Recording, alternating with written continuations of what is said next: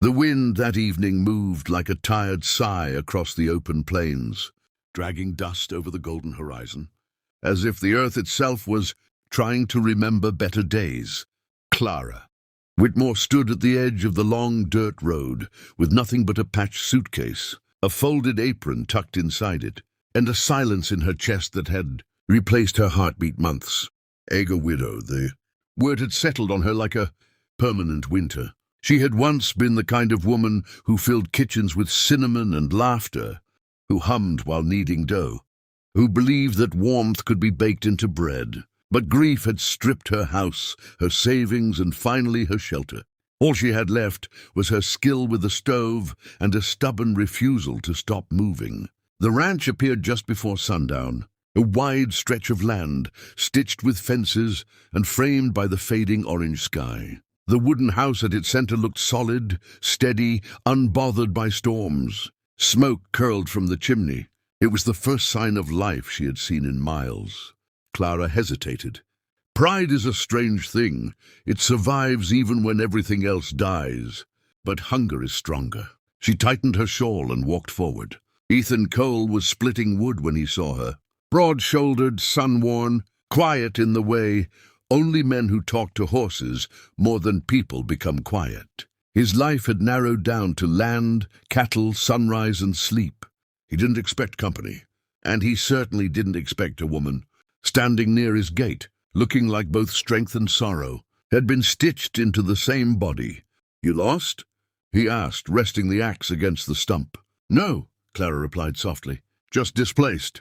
He studied her. The suitcase, the dust on her shoes, the tired dignity in her posture. "What are you asking for?" he said, not unkindly. "Shelter," she answered, "in exchange for cooking.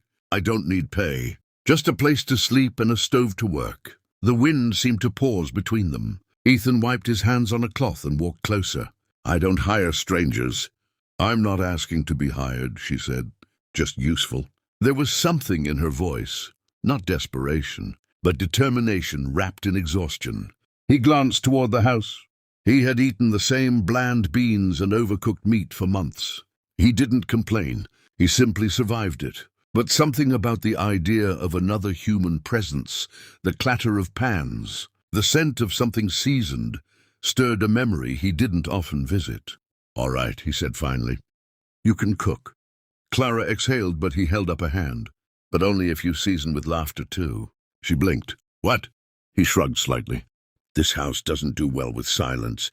If you're staying, you cook with flavor, and you laugh while you're at it." For the first time in months, Clara almost smiled. "I don't know if I remember how." "Then we'll learn," he replied.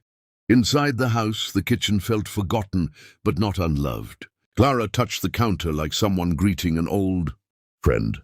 She unpacked her apron slowly, tied it around her waist, and opened the pantry. Simple ingredients: flour, beans, dried herbs, potatoes. Enough. Ethan sat at the wooden table, pretending not to watch her.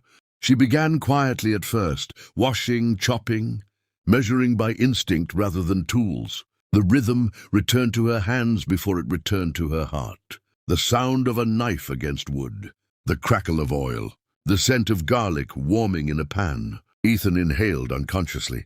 "You cook like you're telling a story," he said. "I suppose I am," she replied. "Every meal remembers something. And what does tonight remember?" She paused.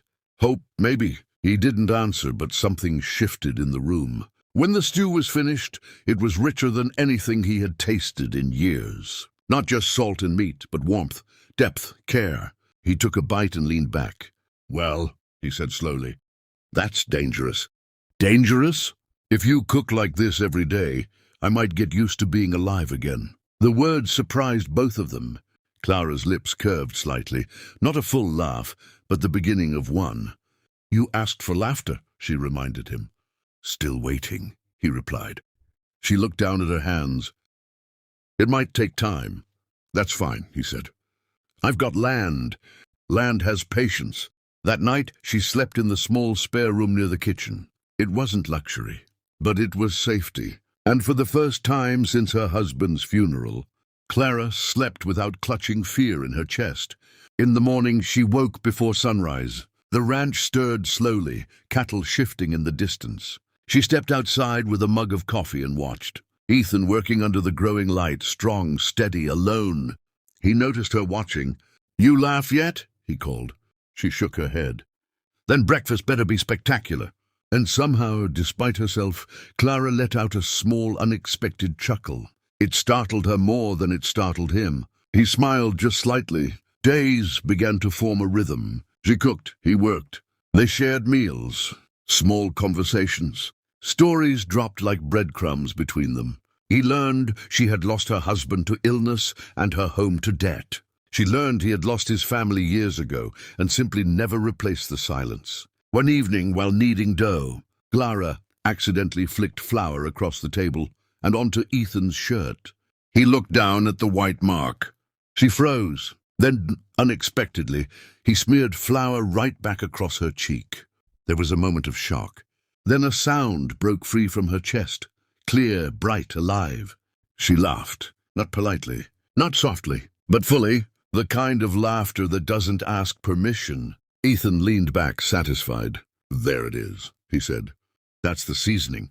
And in that kitchen, under the fading light of the plains, something began to grow that neither of them had planned for. Not romance yet, not even promise, just warmth returning where winter had lived. And if you're feeling that warmth too, if you believe broken people can build something beautiful again, then this is your kind of story. Stay with us, subscribe, because some stories don't just entertain. They remind us that even after loss, life still waits at the door, asking to be seasoned with laughter,